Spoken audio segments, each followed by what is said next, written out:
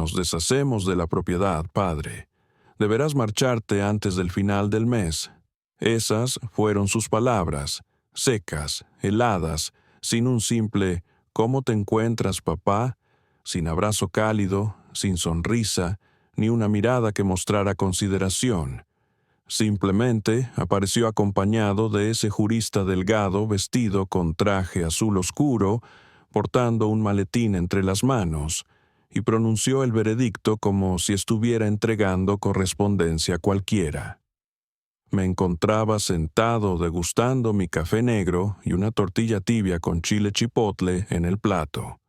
Observé a ambos con una mordida pausada, mastigué lentamente y no ofrecí respuesta alguna. Mi nombre es Aurelio Herrera, cuento con 81 años de edad, vine al mundo y crecí en Coyoacán, aunque actualmente resido en la colonia Tlalpan, hacia el sur de la Ciudad de México.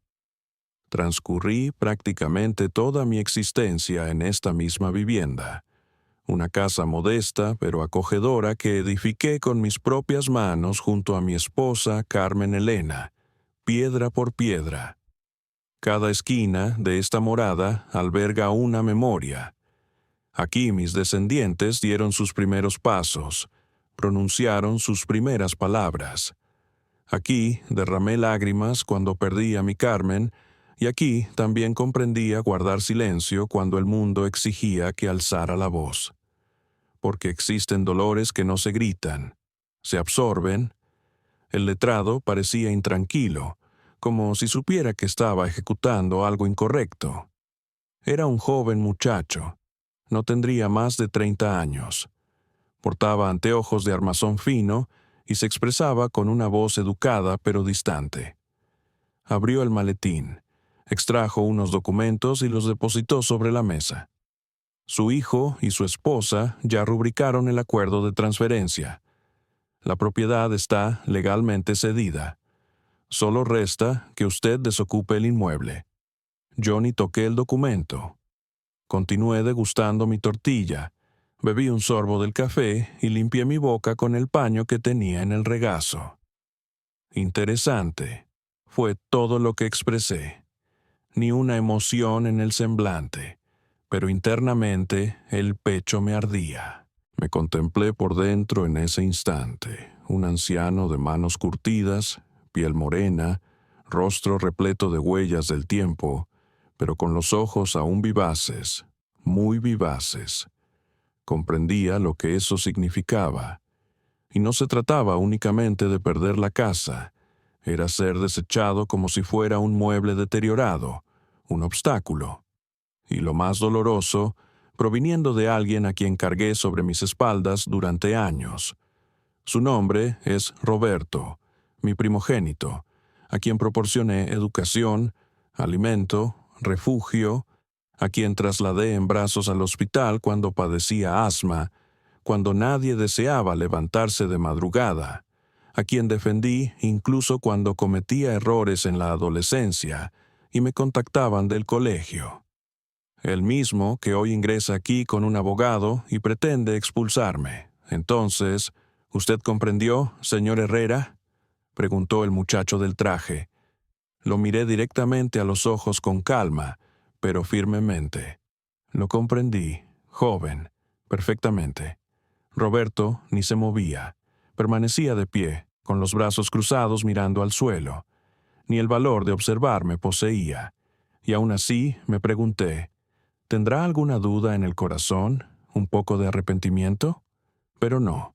Cuando levantó la cabeza, lo que percibí fue frialdad, distancia, como si yo fuera un problema, no un padre. Se despidieron rápidamente. Dijeron que regresarían en unos días para ajustar los detalles del traslado, y yo los acompañé hasta la verja con calma, sin prisa, y cerré despacio después que se marcharon. Me quedé ahí parado un buen rato contemplando la tierra del patio. Capitán, mi perro, se me acercó y apoyó su hocico en mi pierna. Le rasqué detrás de la oreja y volví a ingresar. La casa estaba silenciosa, como siempre queda después de un golpe. Me senté en la mecedora donde suelo escuchar la radio. Respiré profundo y solo entonces dejé caer una lágrima, pero no era de tristeza, era de ira, de una indignación callada, pero pesada, porque me conozco. Sé cuando mi alma comienza a levantarse despacio. No soy hombre de conflicto, nunca lo fui, pero tampoco soy hombre de tolerar injusticias. No soy un anciano débil, soy un hombre experimentado. Ya presencié muchas cosas en esta vida. Fui albañil, herrero, conductor de camión. Laboré bajo el sol para costear escuelas, uniformes, comida. Pasé por gobiernos, por crisis, por pérdidas. Y ahora que me traten así, como si fuera una sombra. Ese mismo día preparé un poco de arroz con frijoles y comí contemplando el retrato de Carmen que está sobre el refrigerador. Ella sonreía con esa mirada serena, como quien comprende todo sin pronunciar una palabra. Mi amor, te juro que no me van a sacar así nomás, le dije en voz baja con la mano en el pecho, porque si algo aprendí de ella es que la dignidad no se negocia.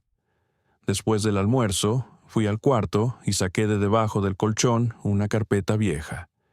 En ella guardaba todos los papeles de la casa. Escritura, recibos, documentos del terreno, todo a mi nombre.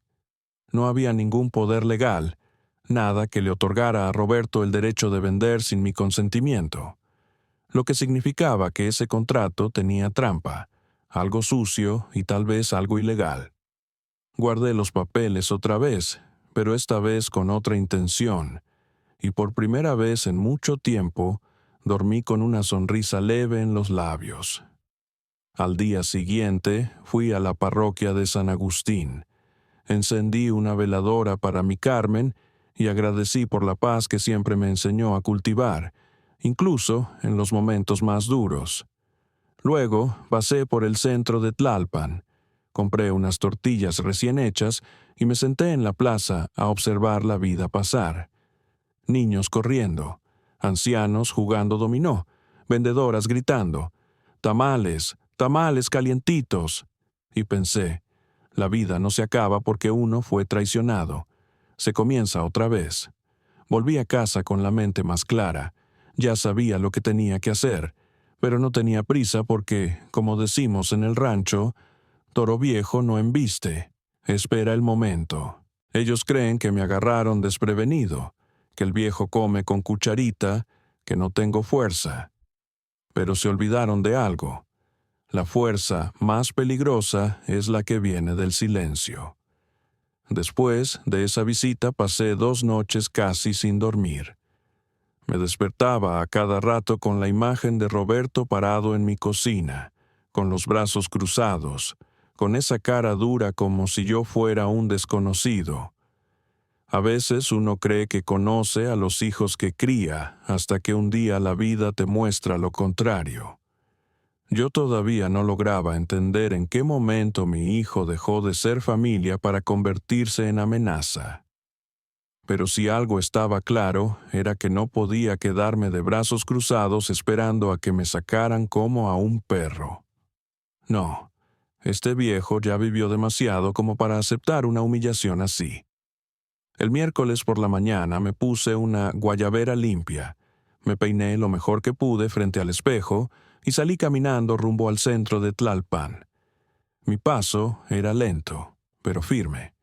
Nadie lo notaba, pero por dentro cada paso era una decisión. Primero fui a ver a don Florencio, un viejo amigo de mi época de conductor en la Ruta 95. Él ahora trabaja como asistente en una notaría. No es abogado, pero lleva años entre papeles y trámites y conoce cómo se mueven esas cosas. Me recibió con los brazos abiertos, me ofreció un cafecito con canela y me preguntó cómo estaba. Le conté todo sin rodeos, desde la llegada de Roberto con el abogado hasta los papeles que tenía guardados desde hace décadas. Me escuchó todo con el ceño fruncido y los labios apretados. Luego me pidió ver la documentación. Saqué la carpeta y se la puse sobre la mesa. Pasó más de media hora revisando cada papel. Sacó su celular, tomó fotos, hizo llamadas. Yo solo lo observaba en silencio. Al final se quitó los lentes y me dijo: Aurelio, aquí hay algo que no cuadra legalmente. Tú sigues siendo el único propietario. No hay ninguna autorización que permita que tu hijo haya firmado la venta sin tu firma. Sentí un nudo en el estómago. Era lo que sospechaba, pero escucharlo en voz alta me revolvió todo por dentro. Florencio me miró serio. Esto puede ser grave. Alguien falsificó tu firma o te dieron un contrato manipulado. ¿Estás seguro que no firmaste nada últimamente? Le juré que no. Ni un solo papel, ni un trazo. Él asintió. Entonces esto huele a fraude. Me explicó que para comprobarlo necesitábamos hacer una revisión pericial de los documentos de la supuesta venta, y para eso necesitábamos ver el contrato original, no solo una copia. Yo recordaba que el abogado que vino con Roberto se llevó todos los papeles y solo dejó una copia impresa. Florencio me dijo que lo mejor sería contratar un abogado de verdad, alguien que pudiera iniciar un proceso legal si era necesario. Me recomendó a una abogada llamada Leticia Morales, especializada en casos de propiedad y fraudes familiares. Me anotó su dirección en un papelito y me dijo: «Ve con ella, Aurelio. Esta mujer no se deja comprar por nadie». Salí de la oficina con la carpeta bajo el brazo y una mezcla de angustia y determinación en el pecho. Caminé hasta la iglesia del centro, me senté en una banca y cerré los ojos. Pensé en Carmen, en cómo ella siempre decía que la sangre no siempre garantiza el corazón. Y ese pensamiento me dolió, porque yo siempre creí que Roberto era el más noble de los dos. Andrés, el menor, era más impulsivo, más alejado, pero Roberto, él era mi orgullo, graduado, casado, con hijos, y ahora el mismo que quiere echarme de mi propia casa. ¿En qué momento se quebró todo?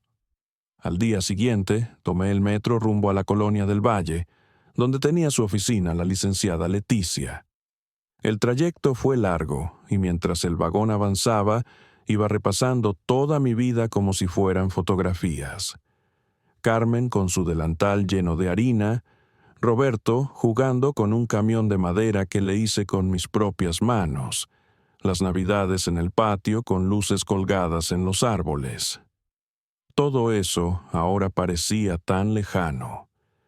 Llegué a la oficina justo a la hora. Leticia me recibió con amabilidad, pero sin condescendencia.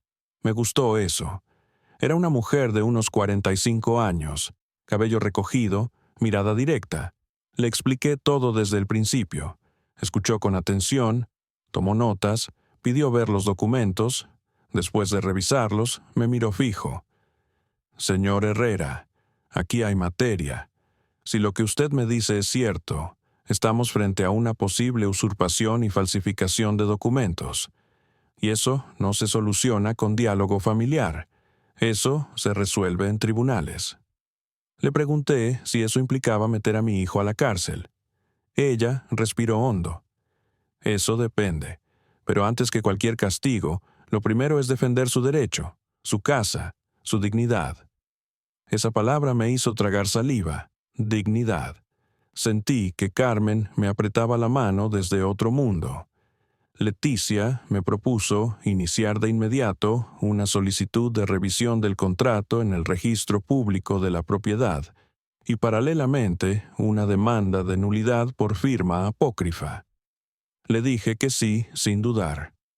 Me pidió que firmara algunos documentos y mientras lo hacía me sentí extraño, como si el viejo que había aprendido a mantenerse al margen finalmente estuviera cruzando una línea, pero no por orgullo, por justicia. Volví a casa esa tarde con un cansancio raro, no físico, sino del alma. Capitán me recibió como siempre, moviendo la cola, fiel como pocos. Le serví agua, le puse comida y me senté en la mecedora. El sol ya bajaba por entre los árboles del patio y el cielo tenía ese tono naranja que tanto le gustaba a Carmen. Miré su retrato y por primera vez en días le hablé con voz firme. Mi amor, ya empecé. No sé en qué va a terminar esto, pero no me voy a dejar. Esa noche cené solo, como desde hace años, pero algo era distinto. Por dentro ya no me sentía derrotado. Todavía no había ganado nada, pero tampoco había perdido, porque hay batallas que se empiezan en silencio con el corazón encendido. Y esta apenas estaba comenzando. El viernes por la mañana, mientras estaba podando unas plantas en el patio, escuché que tocaban la reja con insistencia. Capitán, como siempre, fue el primero en llegar ladrando. Me limpié las manos con el trapo del cinturón y fui a ver. Era Roberto. Solo, sin abogado, sin documentos, sin sonrisas. Traía una camisa azul clara, medio arrugada y el rostro tenso. Yo lo miré con calma, sin mover la reja. ¿Qué se te ofrece?, pregunté sin rodeos. Él bajó la mirada un segundo, como si no supiera por dónde empezar. Luego la levantó con ese gesto que ya le conozco. Ese gesto que usaba desde niño cuando sabía que había hecho algo mal, pero no quería admitirlo. ¿Podemos hablar?, dijo. Aquí, en la calle. Dudé unos segundos. Parte de mí quería cerrarle la reja en la cara, pero otra parte necesitaba escucharlo. Abrí sin decir más. Entró sin mirar mucho alrededor, como si tuviera miedo de encontrarse con los recuerdos. Nos sentamos en la cocina. Le ofrecí café. No respondió. Serví igual. Se quedó mirando la taza como si fuera un enemigo. Papá, me dijeron que fuiste a ver una abogada. Soltó de golpe. Yo tomé mi taza, soplé con calma y respondí. Así es. Y también fui al registro público y al notario, y a un viejo amigo que sabe más de leyes que tú y ese abogado que trajiste aquí. Lo vi tragar saliva.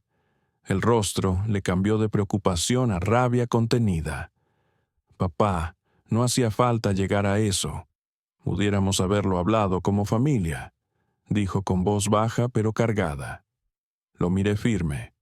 ¿Familia? Tú me hablaste como familia cuando entraste aquí con un abogado sin avisar, cuando me dijiste que ya no era mi casa. Se quedó en silencio. El ruido del reloj en la pared era lo único que se oía. Luego se levantó, caminó un poco por la cocina y volvió a sentarse. Papá, tú sabes que las cosas no están fáciles. La casa tenía buen valor y necesitábamos dinero. Esa frase me cayó como piedra. Entonces, ¿me vendiste a mí también? ¿Me pusiste precio? Roberto bajó la cabeza. No fue así, murmuró. Yo no grité, no levanté la voz, solo le dije, ¿sabes qué es lo que más duele, hijo? No es la venta, es que ni siquiera tuviste el valor de venir solo. Trajiste a un extraño a sacarme de aquí y lo hiciste como si yo ya no contara, como si yo fuera parte del inventario. El silencio volvió, pero esta vez no pesaba sobre mí, pesaba sobre él. Pasaron unos minutos, entonces escuchamos la puerta del patio abrirse. Era Sebastián, mi nieto, el hijo mayor de Roberto. Tiene 17 años, alto, flaco, con ese cabello rebelde que siempre le cuelga sobre los ojos. Me vio sentado y saludó con una sonrisa. Luego vio a su padre y su cara cambió. ¿Qué haces aquí?, le preguntó serio. Roberto intentó calmarlo con un gesto. Solo vine a hablar con tu abuelo. Pero Sebastián no compró esa respuesta. ¿Hablar o presionarlo para que se vaya? Porque si viniste a eso, mejor vete. Me sorprendió la firmeza en su voz. No era el mismo niño callado de antes. Roberto se puso de pie. No es asunto tuyo, Sebastián. Esto es entre adultos. Pero el muchacho no retrocedió. Claro que es mi asunto. Es mi abuelo y tú lo estás tratando como si fuera una carga. ¿Ya se te olvidó todo lo que hizo por ti? La tensión subió. Yo me levanté despacio y puse una mano en el hombro del muchacho. Tranquilo, hijo, aquí no venimos a pelear. Sebastián me miró con los ojos brillando. Es que no es justo, abuelo. No pueden tratarte así. Le di una palmadita. Lo sé, y por eso estoy haciendo lo que tengo que hacer, pero sin odio, con cabeza. Roberto estaba rojo, mordiéndose las palabras. Me miró y dijo, «Yo solo quería arreglar esto sin abogados». Le respondí con claridad, «Entonces debiste haberlo pensado antes de traer uno aquí. Ahora ya no es solo asunto tuyo, es mío y de la justicia». Caminó hasta la puerta. Antes de salir se giró y soltó, «Estás cometiendo un error». Le respondí, «Peor fue el tuyo, pero la diferencia es que yo sí estoy dispuesto a enfrentarlo». Después que se fue, Sebastián y yo nos sentamos en el patio. El sol ya bajaba y el cielo estaba pintado de naranja y gris. Me contó que desde que se enteró de todo no podía dormir, que escuchó a sus padres hablar en la noche sobre el problema del abuelo y que él se sintió traicionado. También me abrazó fuerte. «Yo estoy contigo, abuelito, pase lo que pase». Sentí un calor en el pecho porque, en medio de tanta decepción, ese abrazo fue un respiro. Al día siguiente, Leticia me llamó. Me dijo que habían iniciado oficialmente el trámite para frenar cualquier intento de desalojo, que el juez había recibido la solicitud y que en los próximos días habría una audiencia preliminar. Me explicó que Roberto y su esposa serían notificados y que yo debía estar preparado emocionalmente porque lo que venía no sería fácil. Le agradecí, no por la gestión legal, sino por la forma en que me hablaba, sin tratarme como un pobre viejo, sino como un hombre que merecía respeto. Esa tarde volví a la iglesia, me senté en la última fila y cerré los ojos. No recé con palabras, solo respiré hondo y recordé el rostro de Carmen. Imaginé lo que me diría si estuviera aquí y lo supe. Haz lo correcto, Aurelio, pero no pierdas el alma en el intento.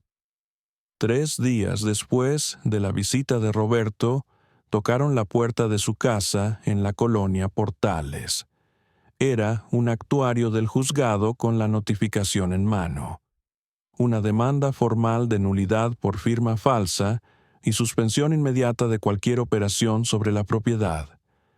Me lo contó Sebastián esa misma tarde con los ojos abiertos como platos. Abuelo, mi papá se puso pálido. Mamá se encerró en el cuarto y no quiso salir. Yo no dije nada, solo me acomodé mejor en la mecedora y seguí pelando unas mandarinas. ¿Tú ya sabías que eso iba a pasar?, me preguntó. Le sonreí apenas. Hijo, cuando uno hace lo correcto, las cosas se mueven solitas. Esa noche, según me contó Sebastián, hubo gritos en su casa, gritos fuertes. Su madre, Patricia, le reclamaba a Roberto por haber hecho todo sin consultar bien, por haberlo complicado todo. Ella pensó que te ibas a ir dócilmente, que tú no ibas a mover ni un dedo. Lo dijo con esas mismas palabras. Y Roberto, por primera vez en mucho tiempo, se quedó sin respuesta. Según Sebastián, él solo dijo, «¿Y qué querías que hiciera? Mi papá siempre se queda callado. Nunca pensé que se iba a defender». Ahí está el problema, pensé yo. Me criaron fuerte, pero me juzgaron manso. A la mañana siguiente recibí una llamada inesperada. Era Patricia. «Señor Aurelio», dijo con voz forzada, casi teatral, «¿podemos hablar?» Le respondí que sí, pero en la plaza, no en mi casa. Nos encontramos en una de las bancas bajo los árboles grandes. Ella llegó vestida como siempre, con sus blusas de marca, tacones bajos, maquillaje impecable, pero algo en su cara estaba distinto. Había tensión y miedo. «Señor Aurelio, yo solo quiero que esto no termine mal. Piénselo, usted está grande ya. ¿No le conviene vivir en un lugar más cómodo, más pequeño, más manejable?» Respiré hondo. «¿Me estás sugiriendo que me rinda?» Se sorprendió. «No, no, solo digo que a veces es mejor evitar el escándalo». La miré a los ojos. ¿Escándalo? ¿Para quién? ¿Para mí, que solo estoy defendiendo mi casa? ¿O para ustedes, que quisieron sacarme sin ni siquiera una conversación? Patricia bajó la mirada. Su voz tembló. Es que Roberto no sabe cómo lidiar con usted. Lo ve tan terco. Me reí por dentro. No soy terco, soy firme, que no es lo mismo. Ella trató de suavizar la situación, de convencerme con palabras dulces, de hablar de familia y tranquilidad. Pero ya no me compraba esos discursos. Al final me pidió que pensara en una solución amistosa. Le respondí lo que Carmen siempre decía. Las amistades se cuidan, las traiciones se enfrentan. Se despidió sin tocarme, con el gesto congelado. Supo que no tenía oportunidad. Los días siguientes fueron un torbellino. Leticia, la abogada, me avisó que la audiencia preliminar sería en 2 semanas, que Roberto estaba obligado a presentarse y que, mientras tanto, el juzgado había bloqueado cualquier transacción con la casa. Lo más importante es que ya no pueden mover nada sin su autorización. Usted está protegido legalmente, me explicó. Sentí alivio. No era el final, pero era un respiro. Esa tarde salí a caminar por el mercado de Tlalpan. Saludé a don Herminio, el de los chiles secos, a doña Carmen, que siempre me guarda pan dulce. Todos me preguntaban cómo estaba y yo solo respondía, viviendo como debe ser. Pero por dentro sentía algo que hacía años no sentía. Dignidad, no por estar ganando un pleito, sino por saber que no me había dejado pisotear. Esa misma semana recibí una carta por debajo de la puerta. Era de Andrés, mi hijo menor. Hacía años que no sabíamos nada de él. Vivía en Puebla con su pareja, una vida muy distinta, siempre alejado de los conflictos familiares. Pero la carta decía, «Papá, me enteré por Sebastián de lo que está pasando. No sabía que Roberto había llegado tan lejos. Solo quiero que sepas que estoy contigo y que si necesitas algo, dime». Me costó no llorar, porque aunque Andrés siempre fue distante, en el fondo me respetaba. Y esa carta valía más que 1000 disculpas de Roberto. Los días se fueron volviendo más tensos. Un coche con vidrios polarizados empezó a estacionarse frente a mi casa cada tarde. No bajaban, solo observaban. Tal vez eran del abogado, tal vez Roberto quería intimidar, pero yo no les di importancia. Les dejaba un saludo con la mano desde el patio. Que supieran que este viejo no se esconde. Una tarde, Sebastián vino corriendo. «Abuelo, mis papás están peleando más fuerte que nunca. Mi mamá quiere irse a casa de sus padres. Dice que no se va a quedar a enfrentar un escándalo público». Yo lo abracé. «Lo siento, hijo, no es tu culpa». «Ya lo sé», respondió, «pero es injusto que tú tengas que pasar por esto». Le acaricié el cabello. «A veces, para que las cosas cambien, alguien tiene que aguantar el primer golpe». Él me miró con una mezcla de orgullo y tristeza. «Yo quiero ser como tú, abuelito». Le respondí con una sonrisa. «No, Sebastián, tú vas a ser mejor». La audiencia se acercaba, y aunque el cuerpo me dolía más de lo normal, el alma estaba más firme que nunca. Carmen me acompañaba en cada pensamiento, y en el silencio de la casa, entre tortillas calientitas y el olor del café, entendí algo que cambió todo. No se trata solo de esta casa, se trata de mi historia, de lo que soy, de lo que dejo atrás. La mañana de la audiencia amaneció fría, con el cielo cubierto por nubes espesas sobre la Ciudad de México. Me levanté temprano como siempre, preparé mi cafecito y me senté unos minutos en la mecedora antes de salir. Capitán me miraba sin entender mucho, pero con esa lealtad silenciosa que solo tienen los perros viejos. Me puse la misma guayabera blanca que usé en el bautizo de Sebastián y un saco gris que Carmen me había regalado en un aniversario. Quería ir como quien defiende algo sagrado, no como un hombre vencido. Leticia pasó por mí a las 8:30 en punto. Su carro olía a lavanda y a papeles nuevos. Ella iba seria, concentrada como siempre. «¿Estás listo, don Aurelio?», me preguntó mientras manejaba. Listo desde el día en que me quisieron sacar de mi casa sin decirme la verdad. Asintió. No dijo más. El juzgado estaba lleno de gente que no conocía. Abogados de otros casos, empleados con carpetas y personas con ojos cansados. Nos hicieron esperar en una sala pequeña con bancos de madera. Cuando por fin nos llamaron, entré con paso lento pero seguro. Al fondo ya estaban Roberto y Patricia, sentados al lado de su abogado, el mismo que había venido a mi casa semanas atrás. Me miraron. Roberto bajó la vista. Patricia mantuvo la cabeza erguida, pero no me sostuvo la mirada. El juez era un hombre mayor de unos 60 años, con cara seria y sin mucha paciencia. Comenzó leyendo los antecedentes del caso. Mencionó mi nombre completo, el de Roberto y el número de expediente. Luego pidió a la parte demandante que hablara. Leticia se levantó elegante, clara.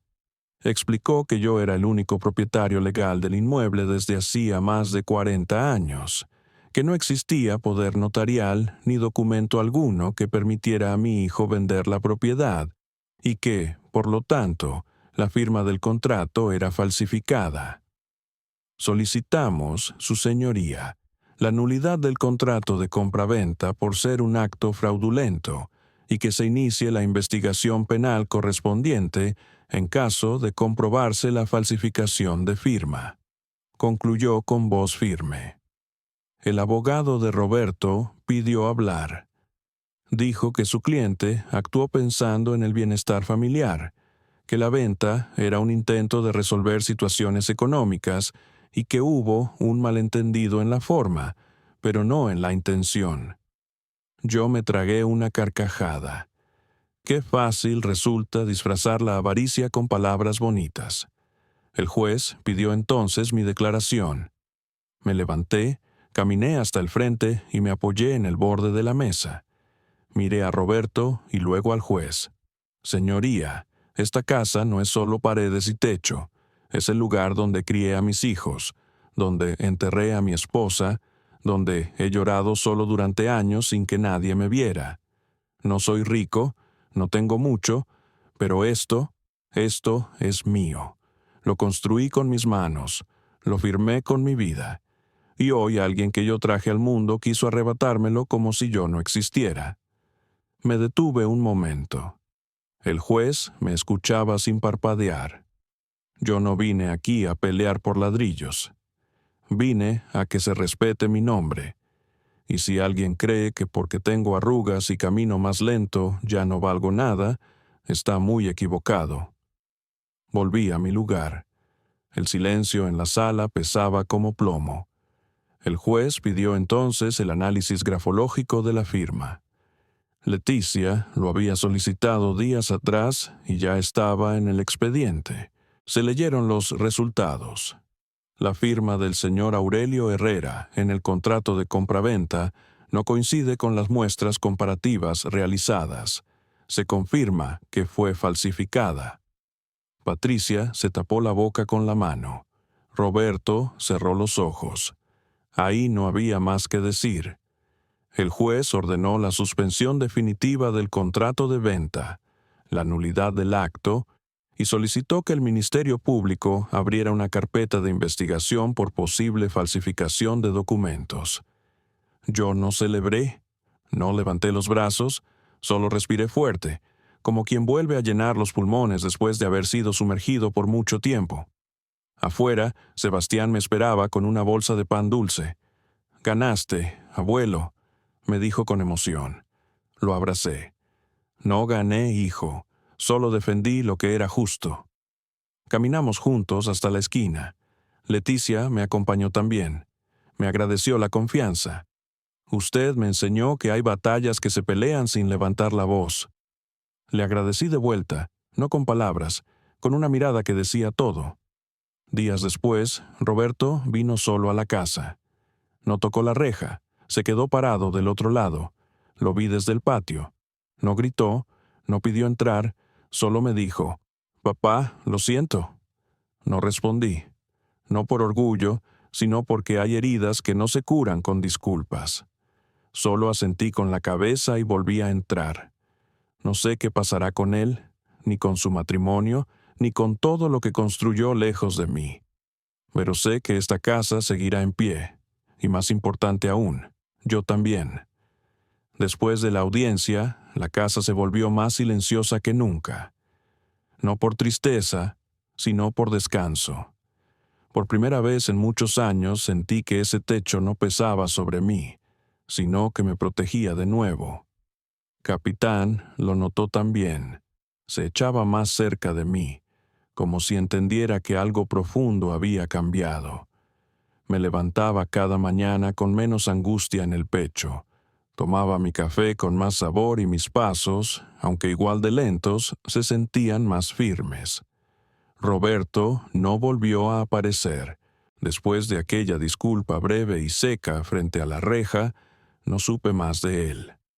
Sebastián me contaba que su padre apenas hablaba, que pasaba las tardes encerrado en el estudio y que Patricia se había ido a casa de sus padres con los niños menores. «Dicen que están dándose un tiempo», me dijo. Yo no pregunté más, no por desinterés, sino porque aprendí a golpes que hay cosas que el tiempo cura y otras que simplemente hay que dejar que se pudran solas. Una mañana cualquiera, mientras barría el patio, escuché una voz conocida detrás de mí. «Apá». Me giré y ahí estaba Andrés, el hijo menor, más canoso, con la barba crecida, una mochila al hombro y un gesto de culpa en los ojos. No nos veíamos hacía años, tal vez desde el funeral de Carmen. «¿Me dejas pasar?». Le hice una seña con la cabeza. Entró en silencio como quien no sabe si pertenece al lugar o no. Nos sentamos en la cocina. Le serví café como siempre, como si no hubiera pasado el tiempo. Andrés bebió un sorbo y me miró. Supe lo que pasó. Sebastián me fue contando. Quería venir antes, pero no sabía si era bienvenido. Le respondí sin rodeos. «Esta casa es tuya, hijo, no por los papeles, por lo que viviste aquí». Asintió, bajando la mirada. Nunca estuve tan lejos y al mismo tiempo tan cerca. Vi cómo te trataban, cómo te fueron sacando poco a poco. Yo también fui parte de ese abandono. Yo lo escuché en silencio, porque sus palabras no pedían juicio, solo un lugar donde caer. «Roberto se equivocó feo», dijo después, «y yo también, por callarme tantos años». Le puse una mano en el hombro. «Hijo, no estoy buscando culpables, solo estoy aprendiendo a vivir con lo que quedó». Andrés respiró hondo. «¿Y qué quedó, pa?». Le respondí sin dudar. «Paz, y eso no tiene precio». Se quedó en la casa unos días, ayudó a limpiar el techo, pintó una parte de la barda que estaba descascarada, arregló una llave del baño que goteaba desde hacía meses. No hablábamos mucho, pero el silencio era distinto. Era compañía, no distancia. A veces salíamos juntos al mercado como antes. Todos en el barrio se sorprendían. «Mira nomás al Andrés. ¿Dónde andabas, muchacho?». Él solo sonreía apenado. Yo también. Una tarde, mientras tomábamos agua de Jamaica en el patio, me dijo, «He pensado en quedarme un tiempo, si no te molesta». Le respondí con un gesto simple. Levanté la jarra y le serví más. Andrés entendió. «Gracias, papá». Yo solo dije, «Tú sabrás cuándo irte». Por esos días, Leticia también me visitó. Vino a dejarme los últimos papeles del juicio, todos firmados, sellados, cerrando el proceso. La casa está oficialmente a salvo. Nadie puede tocarla sin su consentimiento. Es suya, legal y definitivamente. Le ofrecí sentarse un rato. Aceptó. Charlamos sobre su familia, su infancia en Iztapalapa, las injusticias que ha visto como abogada. Me confesó algo que me quedó grabado. Los casos más dolorosos que veo no son entre desconocidos, son entre padres e hijos, porque cuando se rompe ese lazo, no hay contrato que lo repare. Le agradecí por todo, pero sobre todo por haber creído en un viejo que nadie escuchaba. Con el tiempo, la gente en el barrio fue sabiendo la historia. Algunos me felicitaban, otros se quedaban callados, pero todos me miraban distinto. Ya no como el abuelo silencioso de la esquina, sino como alguien que se hizo respetar, y eso, créeme, pesa más que cualquier herencia. Un domingo, Sebastián vino solo, sin avisar. Traía una libreta en la mano. «¿Qué traes ahí, mi hijo?», le pregunté. Se sentó frente a mí nervioso. «Quiero que me cuentes tu historia, abuelito. Todo desde que eras niño, desde cómo conociste a la abuela, desde cómo construiste esta casa. Quiero escribirlo». Me conmovió mucho. «¿Para qué, mi hijo?». «Porque no quiero que nadie más la cuente por ti, porque quiero recordarla bien, y porque quiero que mis hijos, cuando los tenga, sepan quién fuiste». Acepté, con lágrimas que me quemaban por dentro, porque al final quizás eso era lo más valioso que podía dejar.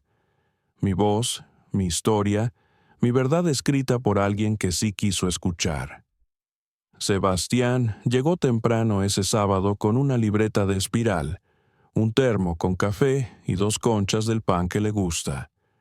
«Hoy quiero empezar desde el principio, mi abuelito», me dijo. «¿Desde cuándo?», pregunté. «Desde antes que fueras papá, desde que era solo Aurelio». Nos sentamos en el patio bajo la sombra del limonero que yo mismo planté cuando Roberto era bebé. El sol caía oblicuo, tibio, y el aire traía olor a tierra húmeda.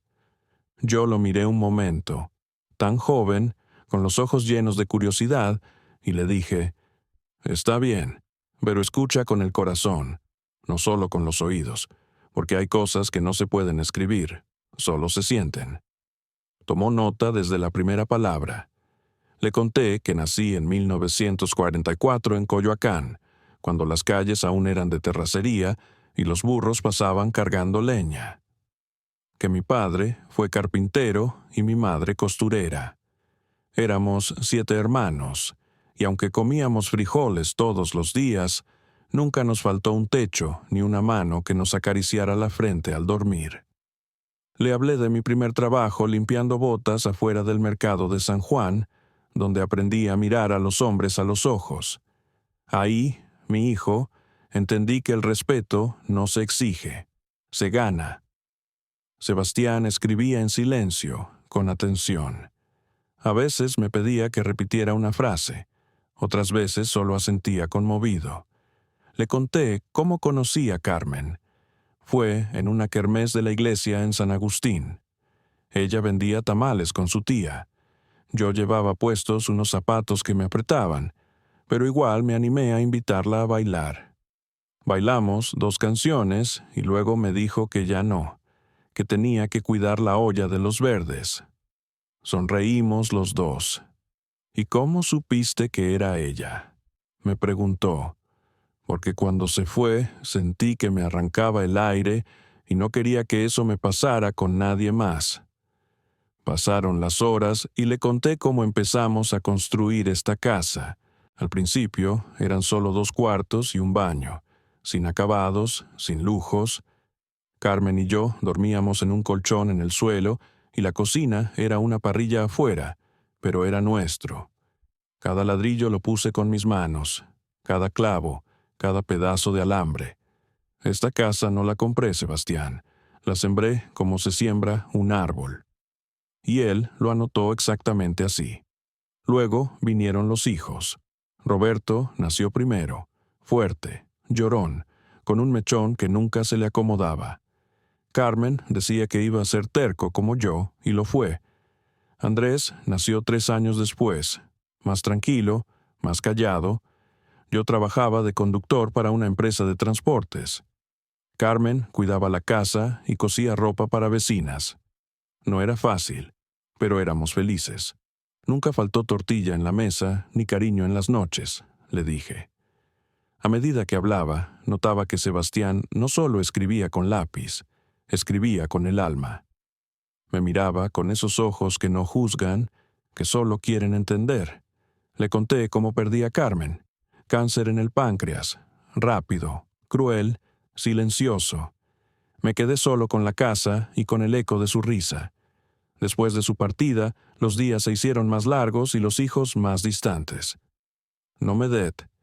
Después de su partida, los días se hicieron más largos y los hijos más distantes. Roberto se casó y se mudó lejos. Andrés también hizo su vida en otro lado. Yo me quedé aquí, con los recuerdos y con Capitán, que llegó siendo cachorro justo cuando más solo me sentía. Sebastián dejó de escribir por un momento y me miró. ¿No te daba tristeza estar solo? Le respondí. Al principio sí, mucho, pero después entendí que estar solo no es lo mismo que estar vacío. Esta casa estaba llena de todo lo que habíamos vivido Carmen y yo, de todo lo que construimos juntos. Le conté cómo fueron pasando los años, cómo Roberto visitaba menos, cómo las llamadas se espaciaron, cómo las Navidades se volvieron encuentros forzados donde todos llegaban tarde y se iban temprano. Pero tú, Sebastián, siempre fuiste distinto. Cuando eras pequeño te quedabas después de las comidas familiares, me ayudabas a recoger los platos, me preguntabas por tu abuela, por las fotos viejas. Sebastián sonrió con nostalgia. Es que aquí siempre me sentí escuchado. Asentí. Y eso es lo que duele más de todo lo que pasó con tu papá. No fue que quisiera vender la casa, fue que dejó de escucharme, de verme como persona. El sol empezaba a bajar y las sombras se alargaban por el patio. Le serví más café a mi nieto y continué. ¿Sabes qué aprendí de todo esto, Sebastián? Que uno puede envejecer de dos maneras, rindiéndose o plantándose. Yo me planté, no por terquedad, sino por dignidad. Le expliqué cómo después del juicio me di cuenta de que la verdadera victoria no había sido ganar en los tribunales, sino haber recuperado mi voz. Durante años me fui acostumbrando al silencio, a que otros decidieran por mí, a ser el abuelo que solo asentía y sonreía. Pero cuando me quisieron sacar de aquí, algo despertó dentro de mí. Sebastián escribía cada palabra con cuidado. ¿Y qué pasó con mi papá? ¿Crees que algún día van a arreglar las cosas? La pregunta me dolió porque yo también me la hacía todas las noches. No lo sé, hijo. Hay heridas que cicatrizan y otras que solo se aprende a cargar. Lo que sí sé es que la puerta de esta casa nunca estará cerrada para él, pero tampoco voy a rogarle que la atraviese. Le conté sobre Andrés, cómo había vuelto sin previo aviso y cómo habíamos encontrado una forma diferente de ser padre e hijo. Con tu tío aprendí que el perdón no siempre llega con palabras. A veces llega con presencia, con gestos pequeños, con ganas de empezar de nuevo. Sebastián anotó eso también. Cuando comenzó a oscurecer, le dije, «Hay algo más que quiero contarte, algo que nadie sabe». Se acercó más, intrigado. Después de la audiencia, cuando volví a casa y me senté en esta misma silla, lloré como no había llorado desde que murió tu abuela.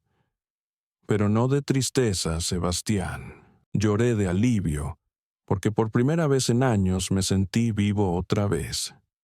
El día que tu papá vino con ese abogado, algo se rompió dentro de mí, pero también algo se despertó. Me acordé de quién era antes de convertirme solo en el abuelo. Volví a ser Aurelio Herrera, el hombre que construyó esta casa ladrillo por ladrillo, el que trabajó bajo el sol para sacar adelante a su familia, el que no se dejó vencer ni por la pobreza ni por la soledad. Sebastián dejó el lápiz un momento. Por eso te admiro tanto, abuelito, porque nunca te diste por vencido, Le sonreí. No admires eso, hijo. Admira que aprendí a levantarme cada vez que me caía. Esa es la única diferencia entre los que se rinden y los que siguen adelante. La noche ya había llegado completa. Encendí la luz del patio y seguimos charlando. Le hablé de mis planes. Quiero arreglar el techo antes de las lluvias, plantar más árboles frutales, tal vez conseguir otro perro que le haga compañía a Capitán. Ya no pienso en esta casa como el lugar donde voy a morir, sino como el lugar donde voy a seguir viviendo. ¿Y si mi papá regresa?, me preguntó. Si regresa de verdad, con el corazón abierto, lo recibiré. Pero si viene solo a cumplir con el protocolo familiar, mejor que no venga. Ya aprendí a distinguir entre las visitas de compromiso y las de cariño.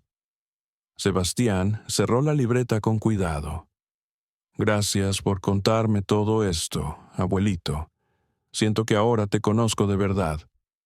Le puse una mano en el hombro. Y yo siento que finalmente alguien quiso conocerme.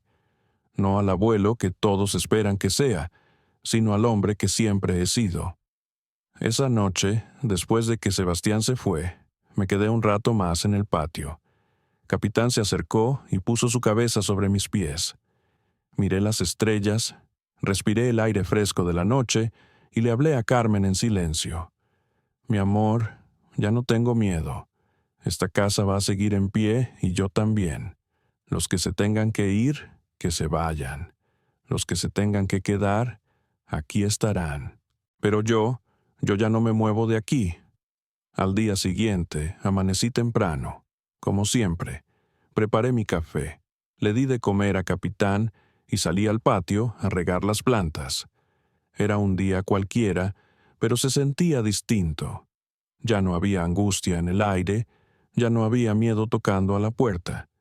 Solo estaba yo, mis plantas, mi casa y la certeza de que había hecho lo correcto.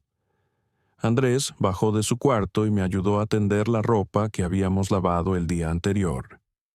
No hablamos mucho, pero el silencio era cómodo. A media mañana llegó Sebastián con su libreta. Vine a seguir escribiendo, dijo. Ya terminamos, le respondí. ¿Cómo que terminamos? Porque lo importante ya está dicho.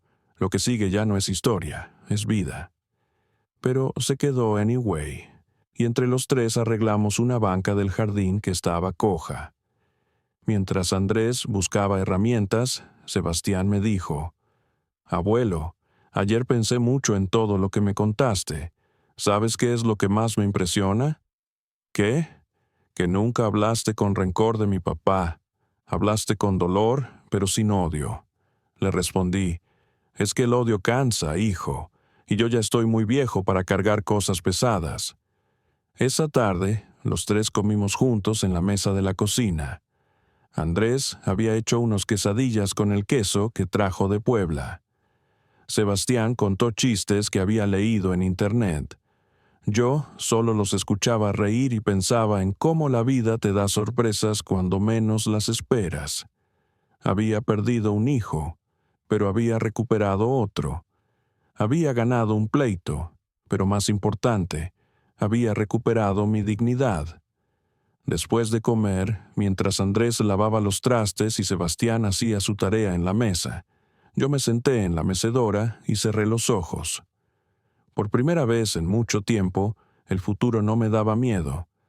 No sabía qué iba a pasar mañana o el próximo año, pero sabía que lo que tenía que defender ya lo había defendido. Mi casa, mi historia, mi derecho a envejecer con dignidad. Cuando abrí los ojos, Capitán estaba echado a mis pies. Andrés cantaba bajito mientras secaba un plato, y Sebastián me miraba con esa sonrisa que me recordaba tanto a Carmen. «¿En qué piensas, abuelito?», me preguntó. «En que a los 81 años todavía se puede empezar de nuevo», le respondí. Y era cierto. Esta no era la historia de un viejo que casi pierde su casa. Era la historia de un hombre que aprendió que nunca es demasiado tarde para defenderse, para plantarse, para decir no cuando es necesario. Era la historia de Aurelio Herrera, que construyó una casa con sus manos y la defendió con su corazón.